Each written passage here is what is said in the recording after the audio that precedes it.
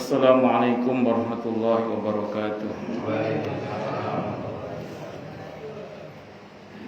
Bismillahirrahmanirrahim. Alhamdulillahi rabbil alamin. Wa bihi nasta'inu ala umuri dunya waddin. Wassalatu wassalamu ala asyrafil anbiya'i wal mursalin. Sayyidina wa habibina wa syafi'ina wa qurrati a'yunina wa maulana Muhammadin wa ala alihi wa ashabihi wa dzurriyyatihi ajma'in, amma ba'du. Asyhadu an la ilaha illallah wa asyhadu anna Muhammadar Rasulullah wa ufawwidu amri ilallah, innallaha basirun bil ibad. Hasbiyallahu la ilaha illa huwa alaihi tawakkaltu wa huwa rabbul arsyil azim. Qala ta'ala fi kitabihil karim hikayatan an nabiyillahi Musa alaihi salam. Rabbi shrah li sadri wa yassir li amri wahlul 'uqdatam min lisani yafqahu qawli. Para alim, para asatid, para asatidah, para bapak dan ibu sekalian, hafizani wa hafizakumullah. Wabil khusus segenap pengurus Majelis Ta'lim Sabilul Muhtadin, yang semoga pengurusnya dan jamaahnya selalu dalam naungan rahmat, barokah, berlindungan serta bimbingan Allah Subhanahu wa ta'ala. Amin Allahumma amin. Allahumma inna nas'aluka ilman nafi'ah wa rizqan tayyiba wa amalan mutaqabbala wa fatahallahu lana futuhal arifin. Allahumma inna na'udzubika min ilmin la yanfa' wa amalin la yurfa' wa qalbin la yakhsha wa du'a la yusma'. Allahumma ati anfusana taqwaha wa zakkiha anta khairu man zakkaha anta waliyuha wa maulaha. Amin Allahumma amin insyaallah. Bismillahirrahmanirrahim. Masih melanjutkan kajian kita kitab Riyadhus Shalihin karya Al-Imam An-Nawawi rahimahullah rahmatan wasi'ah wa rahimallahu ulama'al muslimin. Qala al-muallif rahimahullahu ta'ala wa nafa'ana bihi wa bi'ulumihi fid dharain amin. Bismillahirrahmanirrahim. Wa anhu, dan diceritakan dari Abi Hurairah radhiyallahu anhu, an Rasulillah, dari Rasulullah Muhammad sallallahu alaihi wasallam. Qala, beliau bersabda, as-salawatul khamsu wal jum'atu ilal jum'ati wa ramadhanu ila ramadhana mukaffiratun lima bainahunna majtunibal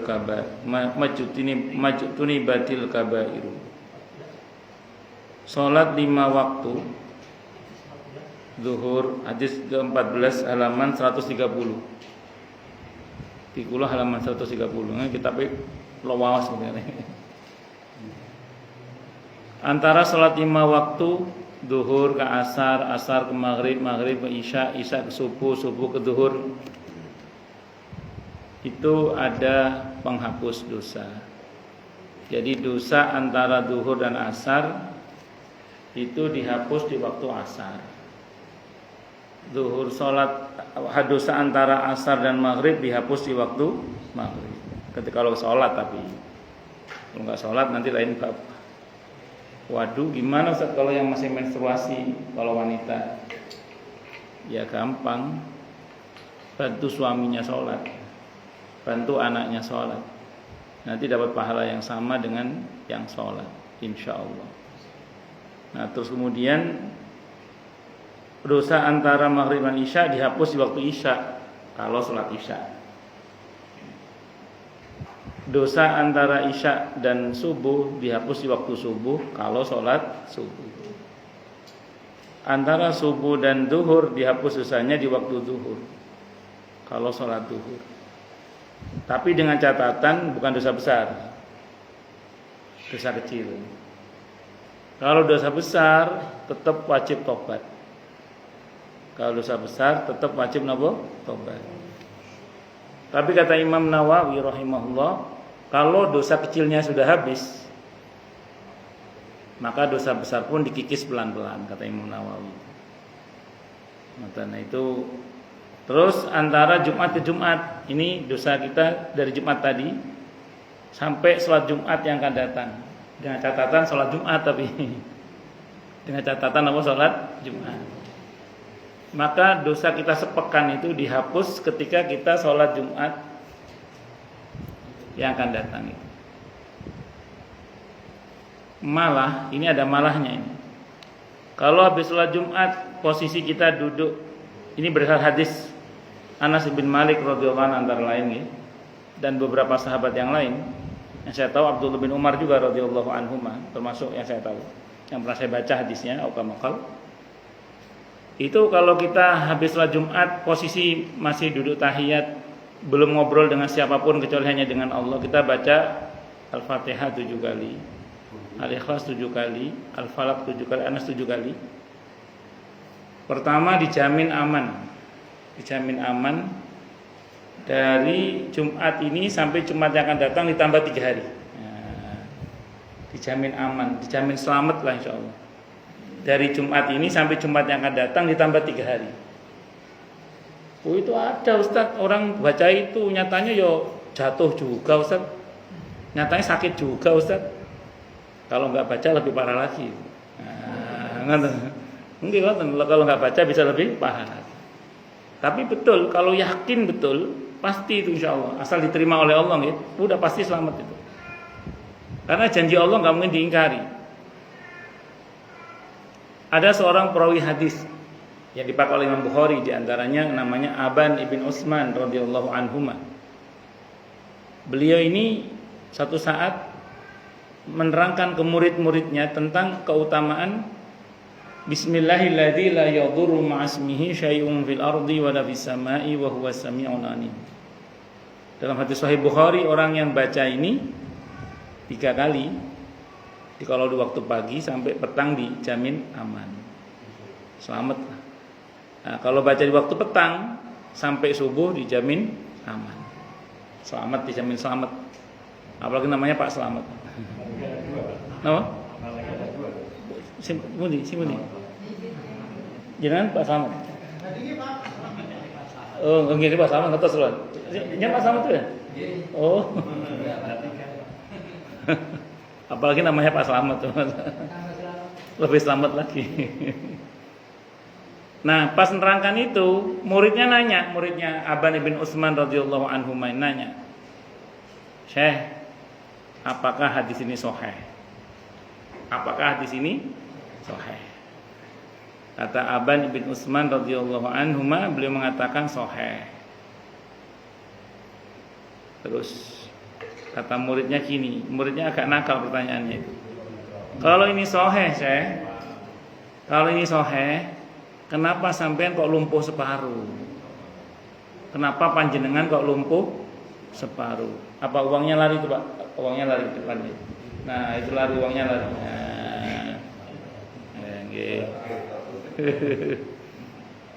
Jadi saya ulang nggih. Saya ulang. Kenapa saya kalau hadis ini sahih panjenengan kok lumpuh separuh? Stroke beliau. Apa jawaban Aban bin Utsman radhiyallahu anhu? Kata beliau, demi Allah, kata beliau, hadis ini sahih, kata beliau. Demi Allah hadis ini sahih, kata beliau.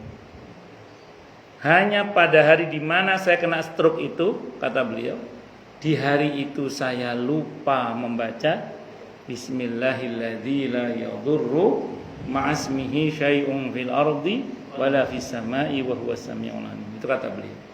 Kata beliau, demi Allah hadis ini sahih, kata beliau. Di hari di mana saya hari itu kena stroke, kata beliau, di hari itu, kata beliau, saya lupa membaca Bismillahilladzi la yadurru ma'asmihi syai'un fil ardi wala fis sama'i wa huwas sami'ul 'alim. Semua pun sampai tinggal nggih. Namanya usaha, semua kembali pada Allah. Paling enggak kalau kita udah baca, kalaulah misalnya takdir itu enggak bisa dicegah, paling enggak kan dikurangi, ngoten lho. Tapi tenanan diterima oleh Allah, pasti itu selamat itu pasti. Pun. Berikutnya Ramadan ila Ramadan. Ramadan kemarin sampai Ramadan yang akan datang. Kalau kita berbuat dosa di Ramadan yang akan datang dihapus semua. Tapi saya ulang, dosa kecil loh, dosa kecil. Kalau dosa besar tetap nuntut adanya taubat. Tadi saya ulang kata Imam Nawawi, kalau dosa kecilnya habis, dosa besar pun dikikis sedikit demi sedikit. Insya Allah begitu. Jadi itu catatan pentingnya. Artinya apa? Bagi siapapun yang mendekat kepada Allah tadi dengan sholat 5 waktu, dengan sholat Jumat, dengan puasa di bulan Ramadan, itu ternyata antara itu ternyata kan pasti kita ada perbuatan dosa yang kita lakukan, namanya kita manusia. Nah itu sudah diotomatiskan diampuni oleh Allah asal kita melakukan ibadah di antara itu, yaitu Ramadan ke Ramadan, Jumat ke Jumat, terus sholat ke sholat berikutnya. Itu rumusnya. Malah ada yang menarik. Kemarin kita puasa Arafah. Dan satu riwayat yang sahih disebutkan orang yang puasa Arafah itu diampun dosanya oleh Allah setahun yang lalu dan setahun yang akan datang. Itu ada ulama yang menjelaskan. Tapi ini penjelasan ulama gitu. Kadang ada yang nggak setuju ya terserah. Tapi ini penjelasan. Nanti saya jelaskan argumentasinya. Ada seorang ulama yang mengatakan orang kalau puasa Arafahnya diterima oleh Allah, dia akan diberi panjang umur minimal sampai tahun depan. Gitu. Kata ulama itu gitu. Dia akan diberi panjang umur minimal sampai tahun depan. Kok begitu? Kata ulama itu gini kurang lebih penjelasannya. Kan Allah janji Allah akan ampuni dosanya sampai setahun yang akan datang, tahun yang lalu dan tahun yang akan datang. Allah ampun dosanya yang telah lalu setahun yang lalu dan setahun yang akan datang. Nah sekarang bagaimana dia akan berbuat dosa kalau tidak panjang umurnya? Karena perbuatan dosa itu kalau cuma niat saja belum dicatat sebagai dosa. Mesti dilakukan, dan bagaimana dia melakukannya? Bagaimana dia akan berdosa kalau dia tidak melakukannya, gitu maksudnya. Makanya dia akan diberi panjang umur sampai tahun depan. Kalau puasa Arafahnya diterima oleh Allah tadi. Itu kata ada ulama yang berpendapat begitu. Jadi kalau ada orang puasa Arafah, kok puasa Arafah diterima oleh Allah, maka dia akan diberi panjang umur paling tidak sampai tahun depan. Paling tidak sampai tahun depan. Allahu Akbar. Nah, ngaten-ngaten gitu jangan ditinggal itu maksudnya. Samping yang pasti tentu semua kita berharap ampunan dari Allah Subhanahu wa taala. Ngaten nggih. Lanjut. Wa anhu, dan diceritakan dari Abi Hurairah radhiyallahu anhu, qala, beliau berkata, qala, telah bersabda siapa Rasulullah sallallahu alaihi wasallam, ala adullukum, maukah aku tunjukkan kalian, alama atas apa yang ia menghapus, alama atas apa yang menghapus siapa Allah bihi sebab al khotoya, beberapa kesalahan atau dosa, wa yarfa'u, dan Allah mengangkat bihi sebab tadi ad-darajati, beberapa derajat. Mau gak kamu aku tunjukkan sesuatu yang dengan sesuatu itu Allah akan angkat derajat seseorang itu, dan Allah akan hapus semua dosa orang itu. Qalu, para sahabat menjawab, bala nggih ya Rasulullah. Qala, Nabi menjawab, apa jawaban Nabi? Apa penjelasan Nabi? Yang pertama, isbahul wudu'i alal makarih, menyempurnakan wudu dalam keadaan yang tidak disukai. Wudu dengan sempurna di saat yang tidak disukai itu kapan? Prakteknya ya batal wudu. Kan orang nggak seneng batal wudu, maunya kan santai aja. Ya nggak dosa sih, cuma kalau kita mau begitu, saya batal wudu. Udah. Orang yang seperti ini dosanya rontok. Dosanya rontok. Yang kedua, Wa kasratul khuta ilal masajid, dan memperbanyak langkah menuju ke masjid. Banyak langkah ke masjid untuk sholat, untuk taklim, tapi tidak untuk yang lain-lain, untuk kebaikan namanya Allah. Itu satu langkah. Kalau wudu dari rumah, tapi ya kalau wudu dari rumah, satu langkah dihadirkan, dosa dihapus, derajat diangkat. Tapi jangan salah paham. Pernah ada seorang ustadz, saya nggak sebut namanya, di Jakarta Timur sini, itu ngasih selebaran ke jamaahnya supaya pahalanya banyak ke masjid. Bagi yang rumahnya dekat masjid suruh muter dulu. Terus kalau bawa motor suruh parkir agak jauhan supaya langkahnya ke masjid banyak.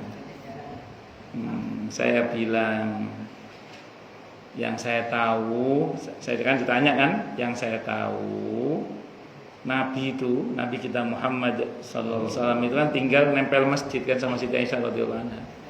Kok saya belum pernah gini, kok saya belum pernah baca hadis Nabi itu terus muter gitu. Enggak, Nabi ya keluar gitu aja. Ahlus Suffah itu tinggal dekat masjid di belakang pengimaman. Itu kok saya belum pernah baca hadis Nabi bilang ke Ahlus Suffah, "Cow, muter ya, muter." Enggak. Yang dekat-dekat aja udah. Enggak apa-apa. Berarti kita diberi kemudahan untuk sholat berjamaah di masjid. Nah, adapun kemudian yang jauh yaitu berkah tersendiri lah, berkaitan dengan langkah.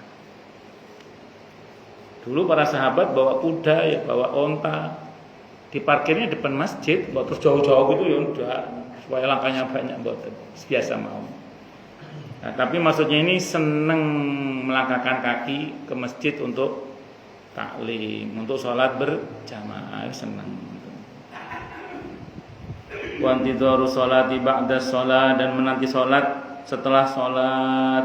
Kayak kita ini dari maghrib kita nunggu isya, nanti isya nunggu subuh, pulang kita ustaz kan tidur jangan niat bangun.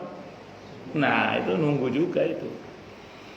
Makanya kan sebenarnya sholat ini, pekerjaan di luar sholat itu selingan menanti tugas utama kita, yaitu sholat. Allah. Fadzalikumur ribat, maka itulah yang disebut dengan ar-ribat. Ribat itu sesuatu yang harus kalian utamakan. Fadzalikumur ribat, ini adalah hal yang harus kalian utamakan. Rawahu Muslimun, hadis ini diriwayatkan oleh Imam Muslim. Wa an Abi Musa, dan cerita dari Abi Musa al-Asy'ari radhiyallahu anhu, qala, beliau berkata, qala, bersabda siapa Rasulullah sallallahu alaihi wasallam, man shallal bardaini dakhalal jannata, siapa yang salat subuh dan salat asar niscaya ia masuk surga. Hadisnya muttafaqun alaihi Bukhari Muslim. Oh, berarti cuma dua dong Ustaz. Yang lain enggak dong? Gini loh, dalam bahasa Arab itu seringkali itlaqul juz'i iradatul kull. Menyebut sebagian maksudnya seluruhnya. Jangan jujur jangan pahami, oh berarti cuman yang penting berarti cuman subuh sama apa? Asar. Boten. Satu. Yang kedua ngeten, dalam memahami hadis seperti itu gini. Orang itu di masa Nabi kita Muhammad sallallahu alaihi wasallam itu untuk bisa jamaah sholat subuh terutama itu gak semua orang mampu. Maka kok sampai ada orang mampu itu diacungi jempol oleh Nabi. Uang kok kuat tangi subuh atau sebelum subuh, terus bablas terus sampai sholat subuh nih, wes mesti wong top nih iman ini. Pantas kalau dijamin masuk surga. Kalau sholat asar, orang munafik itu seringkali memang mengakhir-akhirkan sholat asar. Sengaja mereka menunggu matahari agak condong ke barat. Begitu mau tenggelam dia buru-buru sholat. Dan sholatnya juga buru-buru. Kalau bahasanya Nabi seperti burung mematok makanannya, atau ayam mematok makanan, tuk nggak tumak nina. Nah kalau kita termasuk yang seperti itu ya berarti mirip-mirip. Naudzubillah, mirip-mirip sama orang munafik. Nah, makanya kalau orang yang peduli dengan sholat asarnya, berarti ini orang yang peduli dengan agamanya. Nah, itu kalau kita maknai dengan itu sebagai sholat duhur dan subuh dan asar saja misalnya. Pengertiannya itu begitu di antaranya. Wallahu a'lam bishawab. Wa anhu dan diciri bardun artinya dingin. Dulu di Jazirah Arab itu subuh itu masih dingin. Asar sudah mulai dingin. Nah, itu bardun namanya, barda ini. Wa anhu dan diceritakan dari Abu Musa al-Asy'ari radhiyallahu anhu qala, beliau berkata, qala bersabda siapa Rasulullah sallallahu alaihi wasallam, idza maridul abdu apabila sakit seorang hamba atau safar atau musafir atau mengadakan perjalanan, maka kutiba dicatat lahu untuknya mislu ma kana ya'malu muqiman, seperti apa yang biasa dia kerjakan saat mukim sahihan dan saat sehat. Sahihan saat mukim, sahihan yang sehat. Saat mukim dan saat apa? Sehat. Rawahu al-Bukhari, telah meriwayatkan hadis tersebut siapa al-Bukhari, Imam Bukhari. Dalam hadis Sahih Bukhari ini dikatakan kalau ada orang biasa berbuat baik, terus kemudian ini makna dari riwayat ini ya, kok suatu saat dia sakit atau dalam perjalanan sehingga tidak melakukan apa yang biasa dia kerjakan, maka dalam hadis ini disebutkan dicatat untuknya pahala kebaikan seperti biasanya dia melakukan saat dia mukim atau saat dia sehat. Kalau kata Ibnu Taimiyah rahimahullah, bahkan saat dia sudah mati sekalipun tetap catat pahalanya. Nah, ini kan jenengan biasa ngaos setiap Jumat malam Sabtu sama Sabtu malam Ahad ya Ustaz Taufik. Kenapa? Ahad malam Senin. Nah, beberapa kan terhalang gitu, mungkin ada yang sakit, ada yang sedang musafir, bahkan beberapa sudah meninggal ya. Nah, insya Allah yang biasa ngaji di sini, nah itu setiap Jumat atau setiap Ahad malam Senin itu dapat pahala terus seperti biasanya dia ngaji, insya Allah. Nah. Tergantung pensiunnya karena apa? Gimana? Muales. Semoga Allah ampuni teman-teman. Ini makanya itulah pentingnya kita ini punya kebiasaan-kebiasaan yang baik. Agar kalau suatu saat kita sudah tidak mampu melaksanakannya, kita diberi pahala seperti biasanya kita berbuat. Itu untungnya itu nggak berlaku untuk dosa Pak Ali. Untungnya itu nggak berlaku untuk dosa. Untuk dosa berlaku repot kita. Dulu misalnya biasa nonton insert pagi misalnya gitu. Atau berita selebriti, status selebriti, atau nonton silet yang berita-berita gosip loh. Sekarang udah tobat, udah nggak nonton lagi misalnya. Nah, apakah terus dapat dosanya kita Ustaz? Ya enggak, karena yang lalu biarlah berlalu. Untuk dosa nggak ada dosa pensiunan dosa itu tidak ada. Tapi kalau pensiunan pahala ada, dikasih terus pahalanya seperti biasa dikerjakan kebaikan-kebaikan itu. Makanya saya ulang milikilah kebiasaan-kebiasaan yang baik agar kalaupun suatu saat kita terhalang mengerjakannya, kita tetap dapat pahala kebaikan tersebut. Kayak kemarin kita libur 2 kali Jumat itu. Jumat kelima libur, terus Idul Adha Nah, terus insya Allah dan semoga kita tetap dapat pahala ngaji Jumat insya Allah. Ngoten seperti itu. Wa an Jabirin radhiyallahu anhu, dan cerita dari Jabir radhiyallahu anhu qala, beliau berkata, qala bersabda siapa Rasulullah sallallahu alaihi wasallam, kullu ma'rufin shadaqah, segala sesuatu yang baik itu punya nilai sedekah. Rawal Bukhari, hadis riwayat Al-Bukhari. Semua kebaikan prinsipnya berpahala. Ma'ruf itu apa ma'ruf? Ma'ruf itu kebaikan yang terkait dengan ruang dan waktu. Jadi ma'ruf itu berkaitan kebaikan yang terkait dengan ruang dan waktu. Walaupun itu sekedar senyum, walaupun itu hanya sekedar menyingkirkan duri dari jalan, walaupun itu hanya sekedar kebaikan yang tampaknya sederhana, tapi ternyata itu punya nilai pahala yang sangat luar biasa. Wallahu a'lam bishawab. Nah, ini karena Isya mau adzan dulu napa langsung tanya jawab? Nggih, mau break adzan dulu.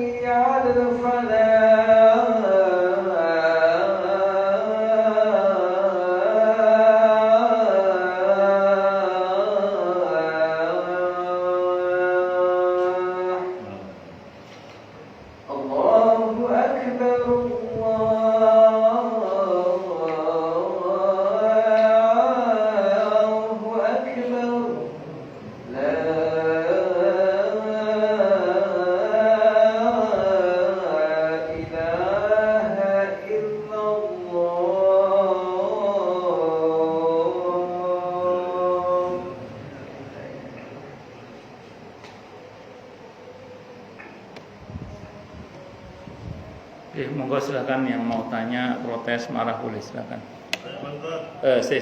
Lebih sepuh, lebih siapa? Pak Suat Maji, Pak Ali, Pak Narto, lebih sepuh Pak Narto nggih. Nggih, Pak Narto dulu nggih, yang lebih sepuh dulu nggih. Terima kasih. Assalamualaikum warahmatullahi wabarakatuh. Waalaikumsalam warahmatullahi wabarakatuh. Biasanya Pak Ustaz di dalam pelaksanaan orang sholat numpang di masjid, biasanya apa yang ketinggalan? Sama ketinggalan, kemudian dia tempat sendiri.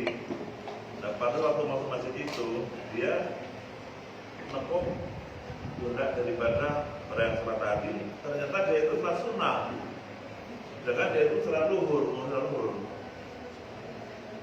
Itu keberatan sholat itu bagaimana hukumnya Ustaz? Iya, sama-sama. Hukum sholat duhurnya sah, tidak ada masalah. Hukum sholat duhurnya sah, tidak ada masalah. Hanya kalau yang bersangkutan tahu itu sholat sunnah, itu kalau dalam mazhab Syafi'i ada yang mengatakan makruh. Jadi yang lebih baik sholat sendiri, yang lebih baik. Tapi sependek yang saya pahami dalam mazhab Hanafi tidak apa-apa.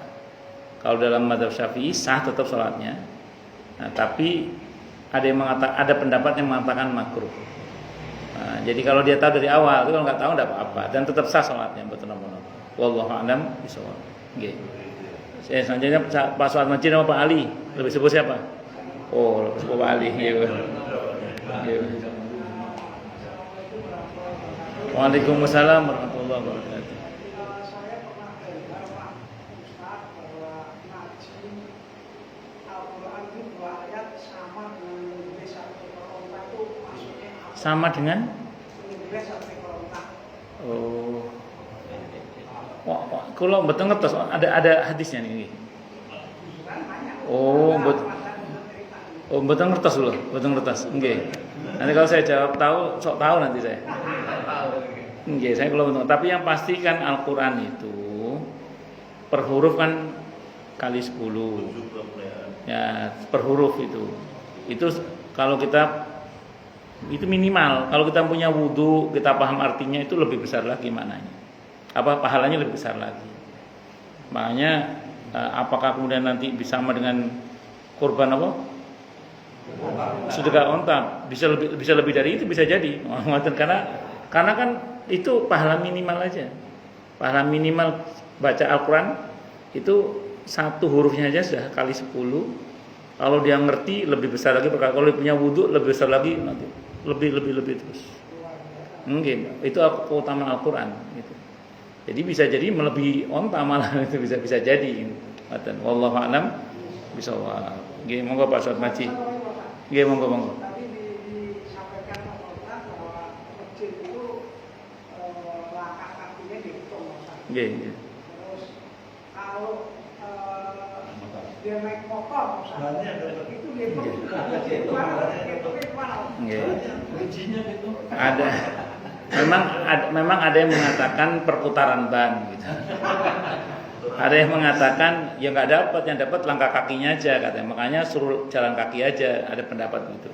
Tapi terlepas dari semua itu, perjalanan mau pakai motor, mau pakai sepeda, mau pakai jalan kaki, mau pakai mobil, itu adalah perjalanan yang mulia. Perjalanan yang mulia yang insya Allah perjalanan yang mendatangkan pahala, menghapus dosa, mengangkat derajat itu. Perkara perberapanya itu tidak tahu, Allah alam. Saya nggak berani memastikan, tapi yang pasti itu perjalanan yang mulia insya Allah. Matengnya Allah alam bisawab. Ibu Pasal Naji monggo. Waalaikumsalam warahmatullahi wabarakatuh. Saya mau nanya 2 persoalan. Yang pertama, kita di antara ini mungkin juga banyak yang ngajinya gaduh-gaduh masih belum lancar Ustaz. Sementara di antara kita ini nggak ngaji, jadi ngaji menonton, baca, tahu benar soalnya baca terus. Kemudian masalah ini kan orang jarang ngaji itu dikerjain dulu. Kalau ada dulu kan salah. Yang kedua Ustaz, apakah amalan anak soleh atau soleh itu selalu mengalir kepada orang tua atau keluarga yang telah wafat? Baik. Yang pertama mengenai baca Qurannya masih pating gradul nih. Gradul. Saya mau terangkan dulu gini. Orang itu asal masih mau belajar, bahwa masih ada salah-salahnya, itu diampuni oleh Allah. Tapi kalau tidak mau belajar, kenapa nggak mau belajar ini? Kalau karena jauh dari ustadz, jauh dari guru, gak ada yang bimbing memang misalnya, ya diampuni juga oleh Allah.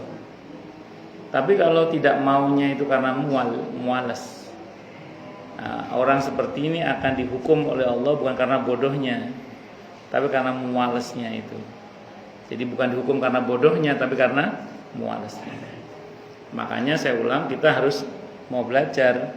Nah, selagi kita masih mau belajar, insya Allah, kalaupun ada kesalahan-kesalahan, masuk dalam hadis Nabi itu.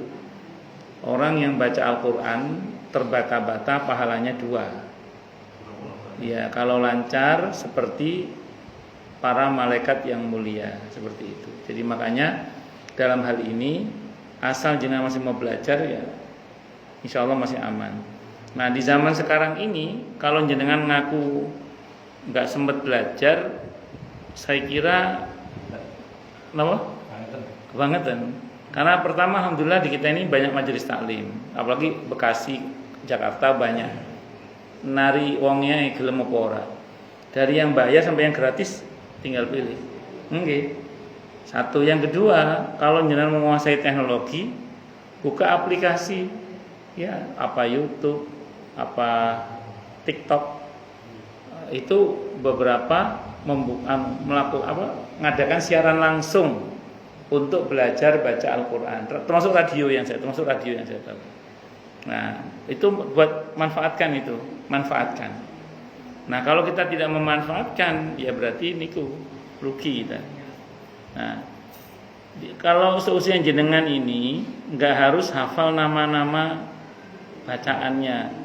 Ini izhar, iqlab, ikhfa, ikhfa hakiki, ikhfa syafawi. Nggak harus hafal jenengan. Nggak harus hafal sifat makharijul huruf, nggak harus hafal. Yang penting ngerti cara bacanya. Adapun kemudian sudah belajar tapi ono salah ya dimaafkan oleh Allah. Nah, secara umum juga sebenarnya orang itu selama salahnya itu bukan karena sengaja ingin merubah makna ya, sebenarnya masih aman sebenarnya.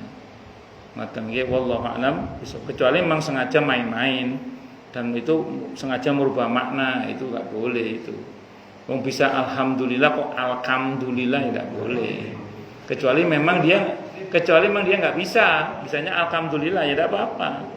Wong dia bukan sengaja kok, karena apa namanya logat bahasa kan. Saya dulu punya jamaah itu orang Sunda, itu udah bisa bilang fa itu, pak nggih, pakai pa ini. Maksud terus tak amuk mboten sebabana.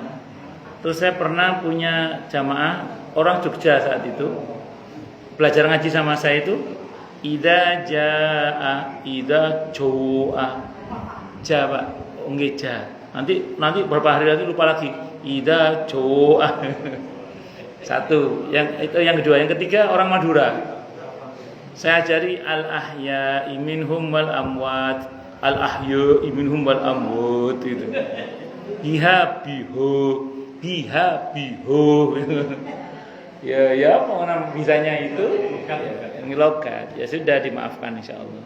Jadi betul khawatir pokoknya mau belajar. Nah, adapun kita bukan tidak mau belajar tapi memang ya tadi faktor jauh dari guru misalnya, jauh dari majelis taklim, tidak menguasai teknologi juga. Ya wis mau baca Al-Qur'an aja udah bagus walaupun belegak-beleguk nih saya ngatakan. Wallahu a'lam bishawab. Yang penting mau nggih. Nggih monggo Pak Haji. Satu lagi apa tadi? Lupa saya. Oh, belum. Oh, bisa memberikan syafaat. Oh nggih. Secara umum kata Imam Nawawi rahimahullah, semua kebaikan anak itu baik anak kandung maupun anak angkat yang dia asuh ya, itu semua kebaikannya dia dapat bagian pahala dari anak itu, orang tuanya itu diotomatiskan. Jadi semua kebaikannya, kalau kata Siti Aisyah itu karena anak hasil usaha orang tua. Jadi anak itu hasil usaha orang tua. Oh, itu baik anak kandung maupun anak angkat yang dididik dibesarkan dari kecil. Itu karena hasil usaha dia, maka semua kebaikannya dia dapat. Itu. Tapi kata Imam Nawawi, untuk keburukan anak, misalnya anak ini maaf namanya manusia nggih, kadang anak itu balelo nggih, ada balelonya.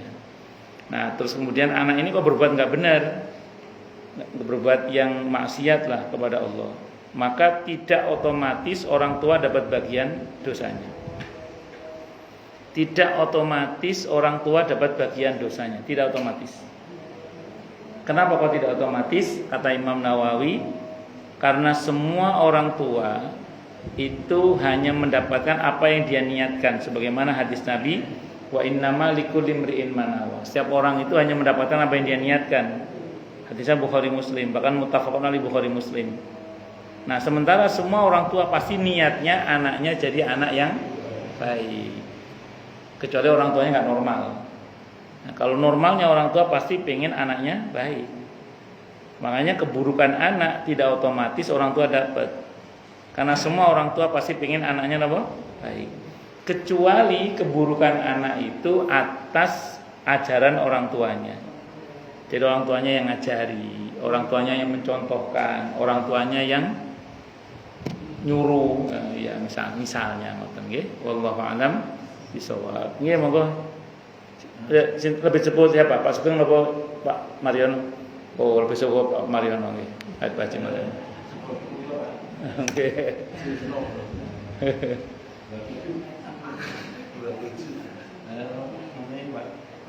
Doa kita, terus puasa kita, terus salat kita yang tadi bisa menghapus dosa-dosa yang akan datang yang berlalu itu tandanya gimana Pak? Yang keduanya ini Pak, menurut kita tuh ada surat yang nanti bisa membela kita dalam fitnah kubur. Siapa yang bisa menghafalkan itu bisa membela kita tidak? Yang Oke, ampun. Baik. Yang pertama, ciri kalau sholat kita diterima oleh Allah, puasa kita diterima oleh Allah, adanya perubahan yang lebih baik. Baik hubungannya dengan Allah maupun dengan sesama, itu cirinya. Dari mana kita tahu? An-Nisa Al-Baqarah 21 itu. Ya ayyuhan nasu taqu rabbakumul ladzi khalaqakum walladzina min qablikum la'allakum tattaqun. Jadi harusnya kalau ibadah itu benar jadi orang takwa. Orang takwa orang yang lebih baik. Baik hubungannya dengan Allah maupun pada sesama. Nah, yang kemarin pas puasa Arafah itu ada jamaah yang nyeletuk ini. Kalau gitu berarti kita tahun depan setahun yang akan datang ini bebas berbuat dosa dong Ustaz. Karena sudah Allah ampuni dosanya setahun yang akan datang.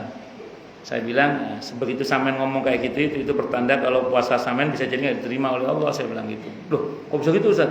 Itu sampean niat berbuat dosa?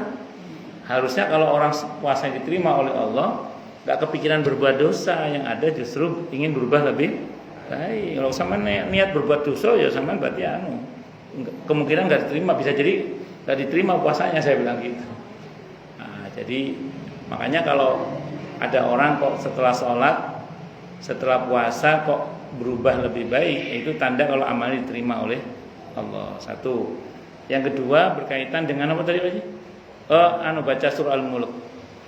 Ada hadisnya banyak ya.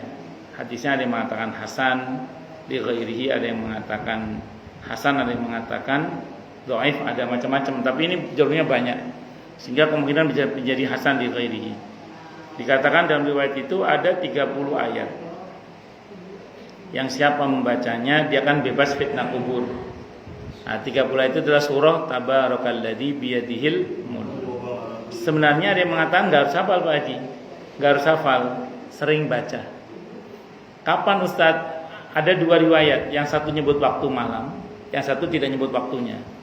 Nah, berarti bebas kapan waktunya, terutama di waktu malam. Yang tepatnya bagaimana Ustaz? Sering-sering dibaca sampai hafal kalau perlu. Nah, insya Allah kalau sering baca lama-lama hafal insya Allah. Kalau Gus Bahar itu kan gimana? Paling enggak kita itu ada salah satu yang surat yang bisa untuk membela kita.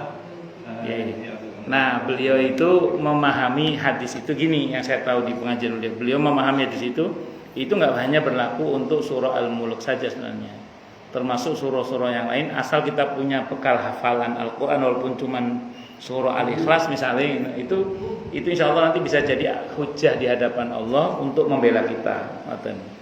Ngoten. Nanti kita itu dengan di dalam pertanyaan malaikat itu kita juga bisa argumen gitu kan? Asal kita ditakdirkan oleh Allah bisa. Kan bisa dan tidak bisa kan kembali pada Allah maunya kita ini bisa apa tidak.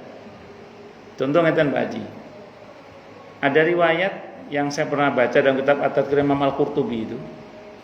Sayyidina Umar itu nanya, hadisnya dari Al-Baihaqi dari Abdul Razzaq rahimahullah. Hadis mursal, Tapi insya Allah maknanya sahih. Aukamakal. Dikatakan dalam riwayat itu gini, Sayyidina Umar nanya ke Nabi, aukamakal, ya Rasulullah, Nabi nanya ke Sayyidina Umar, nanti kamu kalau ketemu dengan malaikat mungkar nakir yang serem itu kalau bahasa kita, belum menyebut ciri-cirinya, bagaimana perasaan kamu? Kata Sayyidina Umar gini, ya Rasulullah, keadaan hati saya saat itu apakah sama dengan keadaan hati saya sekarang ini? Kata Nabi sama. Jadi keadaan hatimu saat nanti barzah itu sama dengan keadaan hatimu sekarang ini. Kata Sayyidina Umar, apa kata Sayyidina Umar? Cukup engkau untuk menghadapi mereka berdua ya Rasulullah. Saya tidak takut insya Allah. Saya tidak takut insya Allah. Nah, dalam riwayat yang lain, malaikat Jibril datang memberitahu ke Nabi.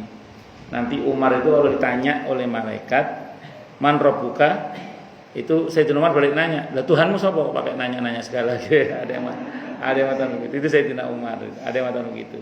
Nah, tapi ini riwayatnya mursal, tapi insya Allah maknanya sahih atau kamakal. Wallahu alam bishawab. Jadi itu namanya beliau diberi kemampuan oleh Allah untuk bisa menjawab pertanyaan mungkar nakir, bahkan membalik pertanyaan. Itu seperti itu. Kalau di beberapa riwayat yang sahih atau hasan atau kamakal, kan malaikat itu kalau nanya ke seseorang, kalau pertanyaannya dijawab dengan lancar, itu pertanyaan nggak dilanjutkan. Misalnya man rabbuka, Allah gitu. Man nabiyuka, atau kamu kenal sama orang ini enggak, Nabi Muhammad. Itu udah kata malaikat, iki wong apik, ayo terus saya. Kita pergi aja, dia orang baik. Ini orang baik. Jadi kalau pertanyaan kubur lancar dijawabnya, itu udah malaikat enggak akan meneruskan pertanyaan. Dan jawaban pertanyaan kubur itu enggak bisa dihafalkan, dan enggak bisa nyontek juga. Itu refleksi amal. Lah kalau kita nggak pernah sholat, ya nggak bisa jawab lah siapa Tuhan kita. Kalau kita nggak pernah sholat, misalnya naudzubillah ya. Tapi kalau kita rajin sholat dan semoga kita termasuk orang yang mengerjakan sholat dengan baik dan benar dan sempurna, amin insyaallah. Maka insyaallah kita bisa jawab pertanyaan itu. Siapa nabimu? Nggak akan bisa jawab, nggak pernah sholawat, nggak pernah ngikuti sunnah beliau. Tapi kalau kita berusaha ngikuti sunnah beliau, kita bersolawat, insyaallah bisa jawab. Nah, ngatang ya Pak Haji ya? Allah alam bishawab. Enggak Pak, Sugeng. Oke. Waalaikumsalam warahmatullahi wabarakatuh. Ini sebenarnya sudah saya tanyakan Pak Ustaz. Nggih. Oh, nggih. Tapi bukan sama Pak Ustaz. Oh. Oh, nggih. Tanya saya gitu Pak Ustaz, karena kita menjalankan supaya lebih mantap. Nggih. Saya kan tidak tahu. Nggih. Masalah sholat sunnah Awabin. Nah itu dilaksanakan setelah sholat maghrib itu maknanya pahalanya ada yang mengatakan lebih besar daripada membaca 10 juz Al-Quran, juga ada yang mengatakan lebih besar daripada ibadah 12 tahun lama. Itu apa benar dan itu berapa? Kalau kita karena udah cerita yang menjalankan, memang kita sebenarnya seperti menjalankan beberapa, jadi kita menjalankan apa-apa. Nah itu yang soalnya kita atau yang faktor itu 4 rakaat atau 4 rakaat, dan awabin itu artinya apa? Oke. Sami-sami. Salat awabin itu artinya salatnya orang-orang yang bertobat. Salat awabin itu artinya salatnya orang-orang yang bertobat. Salat awabin dalam hadis yang pernah saya baca ada 2 waktu. Yang pertama waktu duha awal. Jadi dengan salat duha di awal waktu itu sama dengan salat awabin. Walaupun cuma 2 rakaat. Iya, duha niatnya, tapi itu salatul awabin kata Nabi. Jadi kita salat duha di awal waktu itu nilainya kata Nabi ini salatul awabin, salatnya orang-orang yang bertaubat. Nah, di riwayat yang lain setelah maghrib sebelum isya, antara maghrib isya, rakaatnya yang saya tahu 6. Yang sahih 6 yang saya tahu. Rakaatnya 6. 2 salam, 6. Keutamaannya memang luar biasa. Saya pernah baca dalam kitab Risalatul Muawanah. Memang di situ kalau ustadz yang bersangkutan itu mengikuti kitab itu memang luar biasa keutamaannya itu sampai perlu daripada puasa Senin Kemis misalnya mending sholat itu aja daripada termasuk daripada baca Quran mending sholat awabin, daripada ngaji mending memang luar biasa itu di kitab Risalatul Muawanah. Cuman begini, kalau saya secara pribadi itu Kalau terlalu semangat hingga kemudian lantas losdol nggak ada pengajian sama sekali, tidak baca Quran sama sekali, ini salah lah ngoten. Yang betul itu kerjakan walaupun sekali waktu. Contoh, lagi Jumat, dah iso ngerjakno milih ngaji. Nanti ini pas nggak ada pengajian, sholat awabin, ngoten loh. Nah, ada pun sesuatu dengan pengen baca Al-Quran ada masalah. Berarti sholatnya libur dulu ya nggak apa-apa. Kan berarti kita kan memang tidak mewajibkan, gitu loh. Ngerinya kalau kita menekankan terus menganggap itu wajib kan malah bahaya, nggak boleh. Jadi terlalu semangat dengan amalan yang hukumnya sunnah sampai mewajibkan yang nggak wajib itu juga bahaya, ngoten. Jadi kayak kula dengan ada ustadz yang ceramah di mana itu saya nggak ngerti di viral itu, ya. Itu menurut saya itu gini, ya oke, memang ada pendapat itu, ada dalam kitab Risatul Mu'awana. Mungkin beliau baca kitab itu, memang luar biasa manfaatnya memang. Cuman saya ulang sekali lagi, jangan lantas kemudian gara-gara itu terus kita tidak ada baca Quran sama sekali misalnya, terus nggak ada sholat, nggak ada pengajian sama sekali. Sementara kadang-kadang orang sepertinya ngaji ba'da maghrib misalnya. Beliau menyarankan agendakanlah sholat awabin itu entah sepekan berapa kali atau sebulan berapa kali. Nah, tapi jangan terus kemudian full penuh sampai akhirnya meninggalkan taklim. Nah, padahal taklim ini ya sangat penting. Sebenarnya Pak, kalau kita bicara keutamaan majelis ilmu ini mengalahkan hampir semua amalan sebenarnya. Hampir semua amalan yang wajib sekalipun ini kalah dengan majelis ilmu sebenarnya. Okay. Makanya kalau beliau itu terlalu semangat sampai nggak usah taklim itu nggak sepakat saya itu. Okay. Jadi diagendakan mawon sholat awabin entah sepekan sekali atau sepekan 2 kali, atau kalau pas nganggur ya setiap hari juga nggak apa-apa gitu. Cuman kalau pas ada taklim ya kita ikut taklim, pas ada tadarus kita ikut tadarus. Nah, jadi diagendakan dalam sebulan itu berapa kali atau nggak harus full, ngerinya nanti malah mewajibkan apa yang tidak wajib. Ngoten nggih? Wallahu a'lam. Nggih. Nggih. Nggih. Berkurang nggih. Makanya diagendakan mawon. Nggih. Diagendakan nggak harus setiap maghrib, ngoten. Itu kalau itu masa ustadz yang di YouTube itu sampai ngomong yang amalan yang lain tinggal dulu.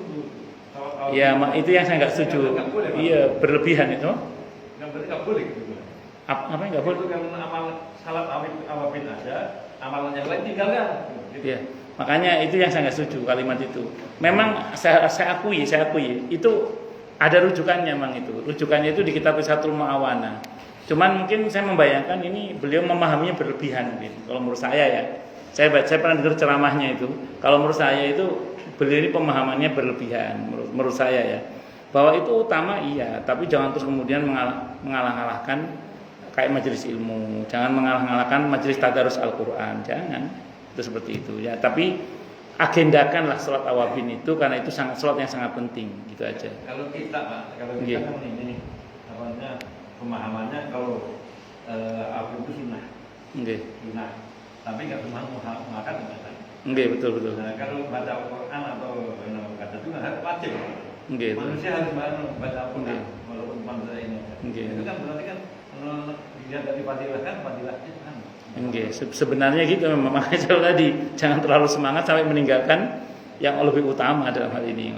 Kalau menurut kula ngeten jalan tengahnya, agendakan saja dalam sepekan berapa atau dalam sebulan berapa kali, agendakan karena itu keutamaan memang luar biasa.